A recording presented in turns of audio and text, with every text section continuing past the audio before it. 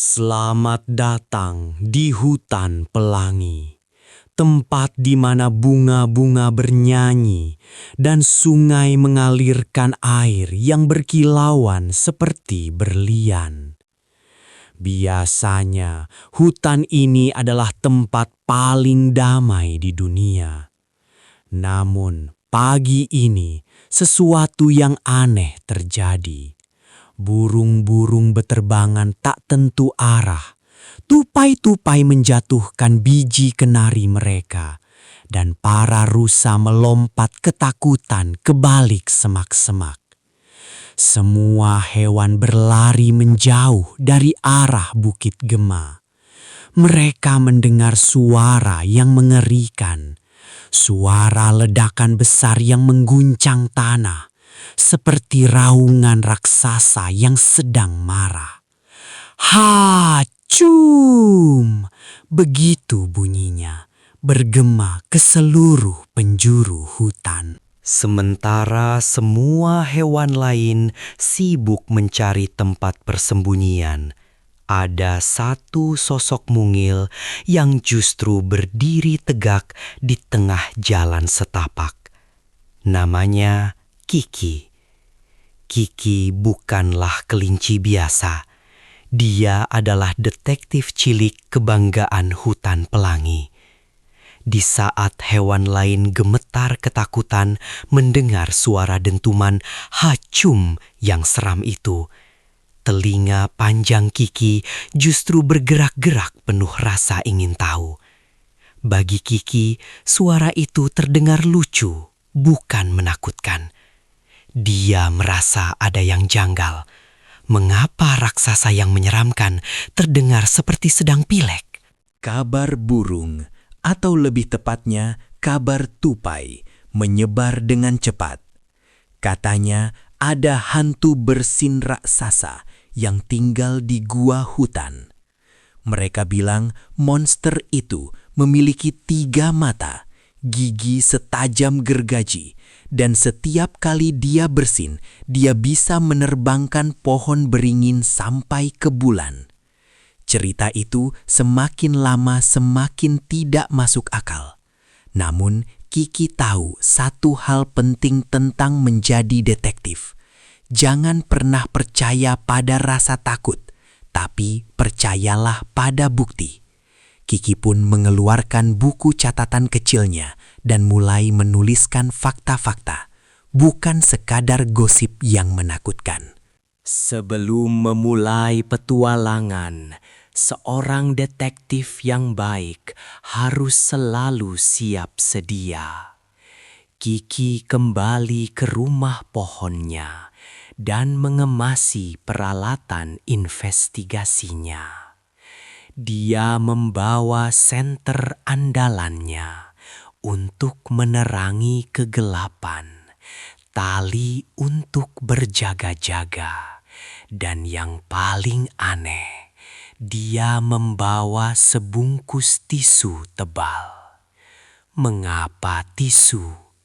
Karena logika Kiki mengatakan, jika memang ada makhluk yang bersin-bersin di sana, mungkin makhluk itu hanya butuh tisu, bukan pasukan tempur.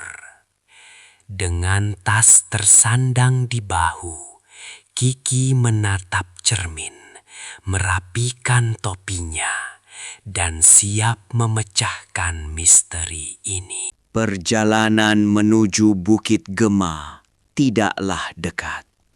Kiki harus melewati lembah jamur raksasa dan menyeberangi sungai berbisik. Semakin dekat dia ke arah gua, suasana hutan semakin sepi. Tidak ada lagi nyanyian burung atau lompatan katak. Hanya suara angin yang mendesir pelan di antara pepohonan tua. Namun, Kiki tidak berbalik arah. Rasa ingin tahunya jauh lebih besar daripada rasa takutnya. Dia terus melangkah, matanya yang jeli memperhatikan setiap jejak di tanah, mencari petunjuk keberadaan si monster raksasa itu. Tiba-tiba Kiki berhenti. Dia melihat ke tanah yang becek. Jika benar ada monster raksasa, seharusnya ada jejak kaki yang sangat besar, bukan? Jejak yang bisa menampung genangan air hujan. Tapi anehnya, Kiki tidak menemukan apapun. Tanah di sekitar jalan menuju gua itu mulus. Hanya ada sedikit bekas cakaran kecil yang hampir tak terlihat. Logika Kiki mulai bekerja. Bagaimana mungkin raksasa seberat itu bisa berjalan tanpa meninggalkan jejak? Apakah dia melayang? Atau apakah monster itu sebenarnya tidak sebesar yang dibayangkan? Akhirnya, Kiki tiba di depan gua hutan. Gua itu besar, gelap, dan lembab. Stalaktit tajam menggantung di langit-langit mulut gua seperti gigi-gigi batu. Tepat saat Kiki hendak melangkah masuk, suara itu terdengar lagi. Kali ini lebih keras dan menggelegar. Hacu!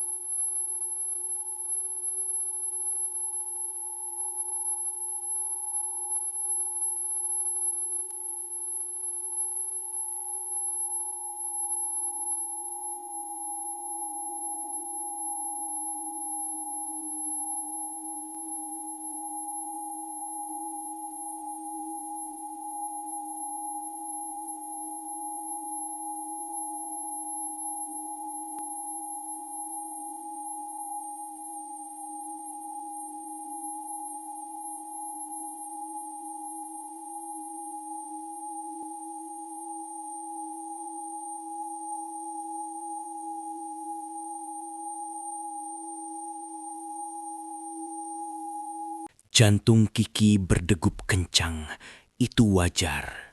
Tapi otak detektifnya bekerja lebih cepat. Dia menyadari sesuatu yang menarik. Suara itu memiliki pola. Ada tarikan napas panjang yang berbunyi, jeda sejenak, lalu ledakan, cum. Dan yang paling penting, suara itu diakhiri dengan suara snef-snef atau sedotan ingus yang basah.